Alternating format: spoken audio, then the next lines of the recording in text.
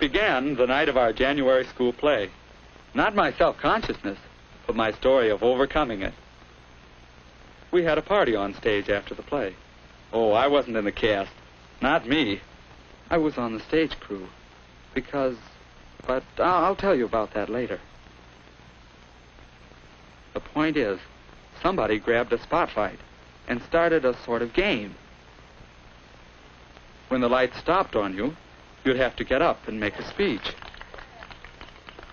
Jack sure did all right, but why not? He was the star of the play. That sort of thing was easy for him. Of course, I wanted to do well, too. I wanted to shine. I started planning what I was going to say. I'd wow them.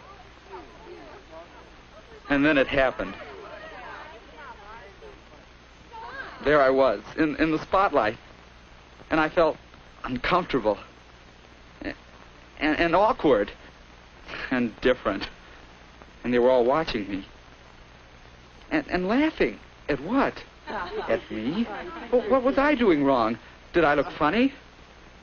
Unaccustomed as I am to public speaking, I guess I'll just shut up and sit down. It was terrible. I knew it. Hey, that was neat, Marty, but don't be so self-conscious about it. Self-conscious. That was my trouble. That was why I felt so queer. And I began to remember other times I'd had the same feeling. I remembered giving a book report in class. It was exactly the same. Yes, as if there were a spotlight on me, and everybody was watching me. Oh, I managed to get through my report all right, but I was miserable. And then I remembered the first time I asked June for a date.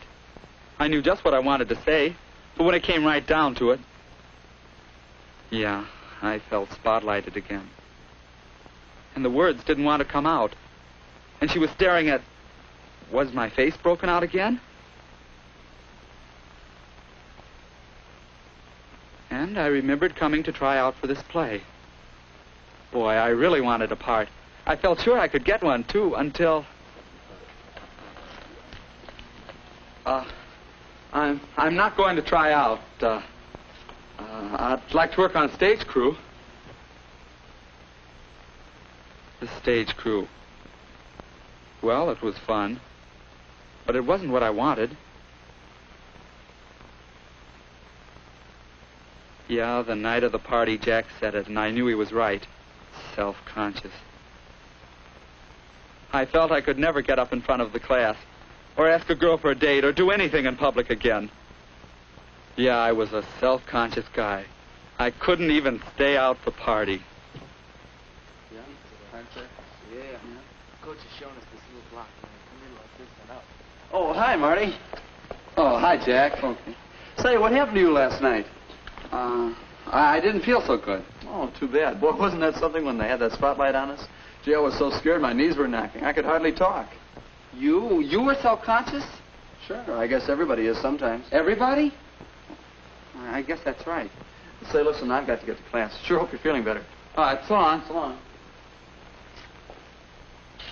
Everybody's self-conscious.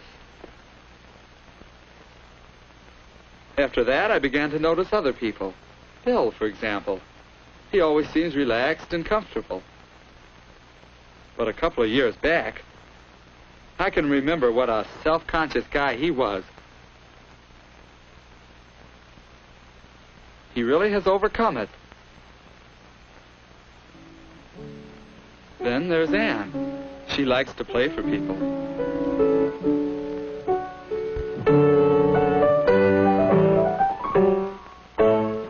Watching her, I remembered 2 or 3 years ago, and how terribly self-conscious she was if anyone watched her play.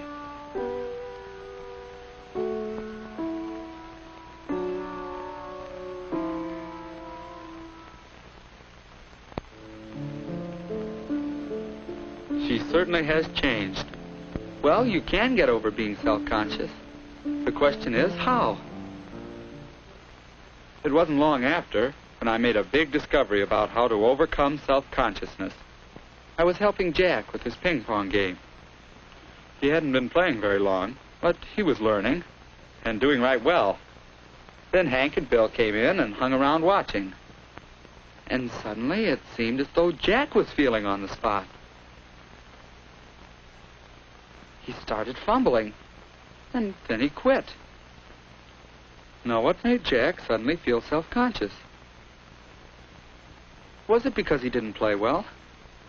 I wasn't self-conscious about ping pong. Why the difference? And then, well, I had to talk to Jack. I got an idea about self-consciousness. Everybody wants to show up really well. You want people to think you're pretty good. But then you start thinking about yourself, how everybody's watching you, what you must look like to them. And then you make a mess of it. Sometimes. But usually you don't. You just think you do. But look, if you can do something really well, then you're more confident. Self-consciousness doesn't bother you quite so much. If I could do more things well. You gonna try out for the class play in April? I guess so. Me too. Only this time I'm really gonna try out. Swell. All right, Sue.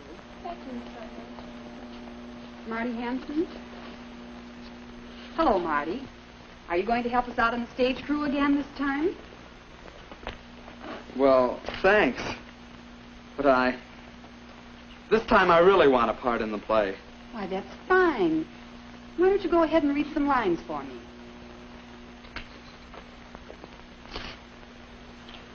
When I am in trouble, eating is the only thing that consoles me. Indeed, when I am in really great trouble, as anyone who knows me, and...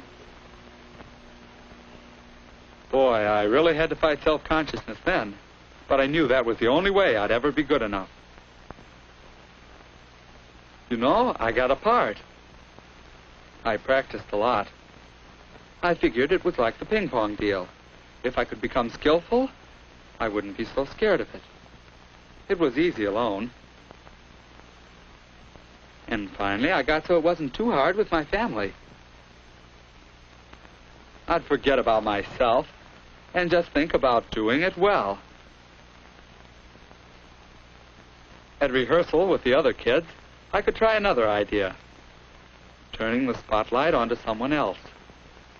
Thinking about other people and telling myself I wasn't so important. And it worked part of the time. But when it came my turn to speak, then where could I turn the spotlight? While we're stopped, let me remind you all of something. You know, as we go through these scenes, you should try to keep the whole situation in mind. Because, you know, after all, what other people are thinking and doing is just as important as what you're doing. Will you take those lines again? Keep the whole situation in mind.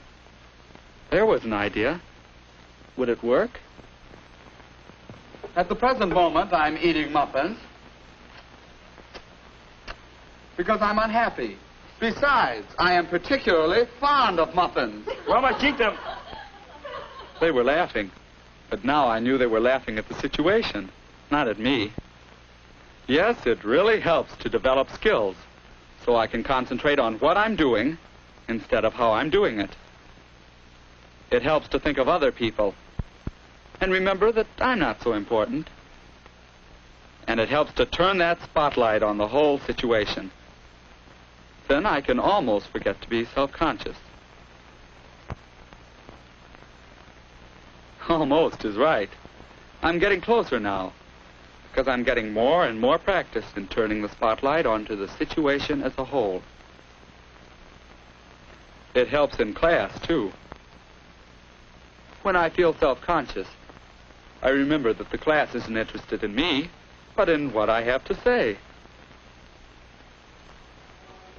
Well, there it is.